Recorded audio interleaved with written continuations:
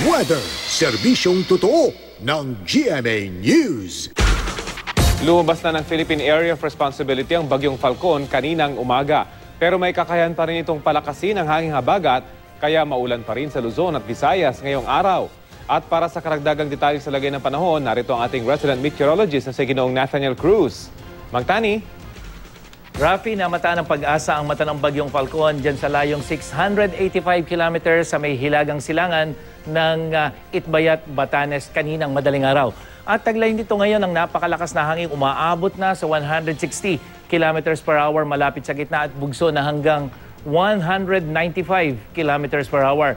Inaasahang kikilos ang bagyo pa northwest o hilagang kanluran sa bilis na 22 kilometers per hour. At base sa pinakahuling track ng pag-asa ay patungo na nga ang sentro ng bagyo dito sa may bansang China, pero patuloy na hatakin pa rin ito ang hanging habagat hanggang weekend yan, habang itong bagyong si Falcon ay hindi humihina habang patungo ito ng China. Masungit pa rin ang lagay ng mga dagat na sakop naman ng Luzon at Visayas, kaya delikado pa rin pumalaot ang mga may maliliit na sasakyang pandagat. Tinanggal na ng pag-asa ang lahat ng heavy rainfall warning sa Luzon, pero may katamtaman hanggang sa malalakas na ulan pa rin ang maranasan dito sa Metro Manila, rehiyon ng Ilocos, Cordillera, Calabarzon at hanggang sa Mimaropa. Manatiling IM ready rin sa maulang weekend, lalo na bukas dito sa may Northern Luzon tulad niya sa may Lawag, Baguio hanggang sa Dagupan, at itong Central Luzon mananatiling maulan hanggang sa Linggo po yan, pero sa Southern Luzon asahan na unti-unting paghina ng ulan. Dito naman sa Visayas, sa Boracay, kung pupunta kayo, weekend ay maulan, pero sa ilang bahagi ng Visayas, mas maaliwalas na panahon na ang aasahan. At sa Mindanao, Sabado at Linggo, mas maaliwalas ang panahon, maliban na lamang sa pagkakaroon ng pagkulog-pagkidlat, lalo na dyan sa may General Santos at Zamboanga City. Mang Tani, yung bagyong may international name na Typhoon Nangka, may posibilidad pa rin bang pumasok sa Philippine Area of Responsibility sa mga susunod na araw? Yes, Rafi, kung titingnan natin itong latest forecast track mula sa The Weather Company, ay may posibilidad. Ito yung namang hahihintayin natin na lalapit dito sa may Philippine Area of Responsibility. Ito yung northeastern border. At kapag nagkaganyan, Rafi, ay asahan natin na tuloy-tuloy yung paghatak nito ng hangin habagat. Pero yan ay sa next week pa. So magkakaroon ng konting lal yung mga pagulan dito sa atin at magiging malakas ng hangin habagat. Pero oras na ito ay pumasok sa Philippine Area of Responsibility. Kung sakasakali, muli na namang lalakas ang hangin habagat.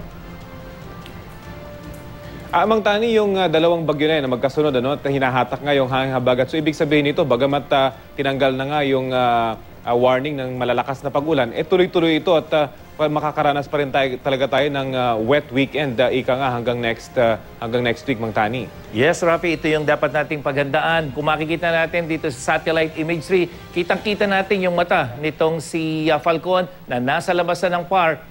Pero yung hanging habagat, tuloy-tuloy pa rin pumupunta sa kanya. Kaya Sabado at Linggo, asahan pa rin natin yung maulang panahon. Pero yung dami nito at yung dalas ay mas magiging kaunti na at magiging mas madalang na yung pagkakaroon natin ng malalakas na pag-ulan. Pero muli, pinapaalalahanan po natin yung posibilidad ng landslide ay mas mataas dahil yung basa na yung lupa dahil sa mga nakaraang pag-ulan nitong mga nakaraang araw.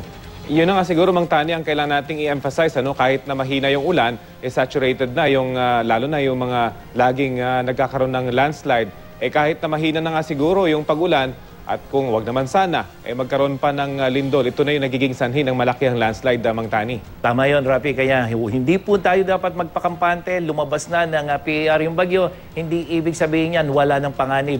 Meron pa po tayong hanging habagat at inaasahan pa nga rin natin na kung sakali man na ito ay lumapit pa sa atin ng gusto, kahit nasa labas siya ng PAR, hahatak pa rin ng habagat itong typhoon. Ito'y super typhoon na nga pala, Rafi, itong binabantayan nating bagyo na nasa labas ng PAR. Kaya mga kapuso, yung pong hanging habagat, mag-ingat po tayo dahil maliban sa ulan at hangin, yung coastal water natin mananatiling rough, Rafi, o maalong. Kaya ingat din po yung mga kapatid nating mangingisda.